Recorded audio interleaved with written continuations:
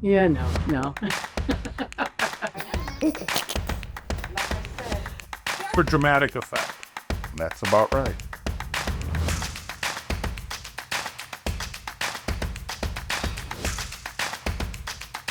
We're here today reviewing and critiquing common medical shows. 2 weeks ago, after the Rochester Marathon. Okay. Any falls or injuries? Just tired, sore muscles. Yeah, I'd be in bed for a month. Was this your first triathlon? God, no. No, I do one every few months. Have you seen a doctor yet? No. I went for a run this morning. Had to quit after a minute. Pretty short of breath. This goes under your tongue. Heads, no allergies. We're gonna check a few labs and an EKG. Draw red and purple top. Yep. Temp 98.2. Take a deep breath for me, Otis. Little pinprick now, okay? They went to start this IV, he got a tourniquet on and looked like pretty much like a large bore needle. He didn't react. So I'm like, hello? Most people, if he's that tired, we got a huge problem. Kind of miss the alcohol. Otis? Otis? You didn't take him for a lightweight, huh? We don't do sternal rubs anymore. The way the angle of the hand should have been a lot better because again, the middle finger is the longest, but she went this way. So again, what are you going for? The jeopardy or credit? No pulse. Crash cart, laying flat. Let's check a rhythm. Saline pads. Quick look paddles. VTech. We wouldn't use paddles. We would just put pads on Charge. Clear.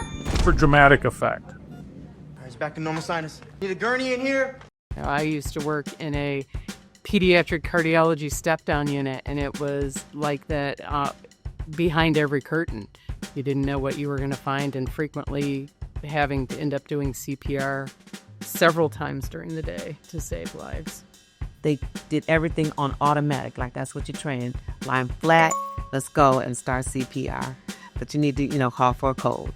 That was clear and concise. I've seen that a lot. You always have to be ready for anything, and that's the last guy. I just ran a triathlon. I do one every 2 to 8 minutes. Basically is what he said. We always used to put some of our more experienced nurses in express care because express care was like urgent care within the ER. So there'd be, patients there that are just getting sutured up, pretty minor ailments. And then all of a sudden they can crash too. And you'd be really good at identifying, if somebody has a little subtle change in signs and symptoms or in, those, any shortness of breath, anything that, they become unresponsive where you might have to get further help. And so it's always important to have experienced nurses in those areas. Nice to meet you. BP's 150/90. Okay, that's just a touch high. I forgot to take my damn enalapril this morning. Oh, we'll get that for you. Tell me about this belly pain. It started about here. Woke me up at like 2 a.m. You don't touch the spot that hurts first. You touch it last. Pretty intense. Lasted about an hour. Now it's gone. Any fever, vomiting? Nah, I never get sick. Okay. What did you eat last night? Oh, it was my wife's birthday. Took her out to Sullivan's for a steak. Oh, okay. Well, the exam is pretty benign. I'm gonna test for gallstones. Oh, bingo. 1 stone, there it is. Do I need surgery? You should be able to manage with a low-fat diet, but we'll send off labs for liver and pancreas. Just let us know if you have any more pain. I'm not hearing that recommendation of, and we're going to have you follow up with the surgeon, or we're going to do this to make sure you're okay in case you do have to have surgery. So it's not going to hurt you to run the EKG lab. That was a large stone in it. But you didn't call the bile duct. He could have a heart attack, literally, because it sits so high that he's going to have pain everywhere. Thanks. Yeah, you bet. You want an EKG? For, Heart attacks can present as upper abdominal pain. yeah. No, yeah, that's a great idea. Thank you. The nurse advocating for the patient there, and also that resident was earlier on resident, so we sometimes as nurses we have that expertise to know kind of what's needed on the patient sometimes.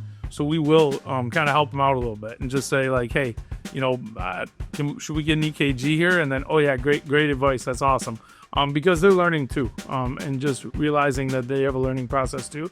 We work very collaboratively with physicians, but as nurses, just knowing that, when they're in the residency, they're in med school, that they're going to have a little bit of a learning curve. Most wise physicians will acknowledge that because the nurses are the ones that see changes in the patient. I was glad to see that because, nothing is ever as easy as it seems, especially because when a patient comes into the ER. How many are we expecting? We're getting 3, but one died en route. I don't know who's luckier, us or them. What's open? 14. 89-year-old woman from a sniff. History of emphysema, CHF, MS, VFib, unresponsive to 3 shocks, 2 rounds of epi. What is that? Lucas chest compression system. Robotic CPR. We've seen those come in. Can I get a hold? 1, 2, 3.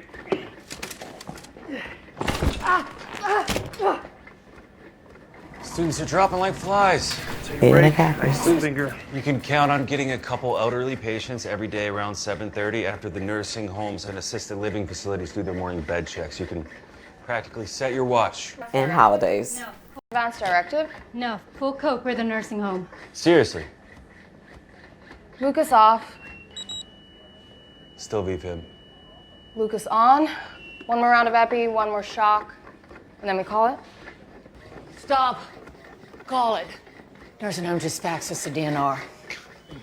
Kidding. Power out to defibrillator in the Lucas. Complete waste of time and money. Who the hell works at that place? A nurse taking care of 60 patients who couldn't find the form. She called 911 so she could take care of the others. Okay, let's move her to the viewing room and notify the family. One of the things we do here is to take a moment of silence when we lose a patient. To respect their humanity and also to remember that this was somebody's child or sibling or parent, friend. That is a great call to arms for people to be more compassionate, especially if you go through death rates that many times a day. Don't lose your humanity. I liked the fact that they tried to instill a little bit of respect about the fact that it still is a human being that died and that they needed to respect that or acknowledge that somebody did leave the earth.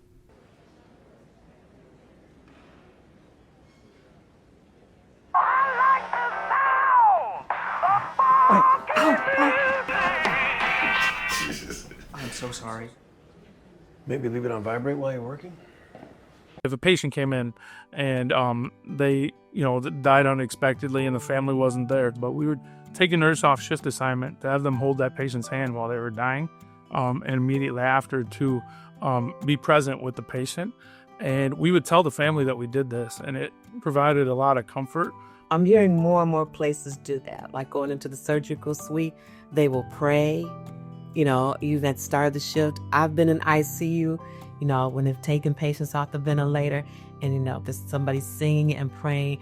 And I just can't tell people enough about what that meant to the family. It was a moment of togetherness, and it was, again, everybody being there that made the difference. I mean, even the staff. It was a great moment. It was a sad moment, but coming into life is important, but how you leave is just as important.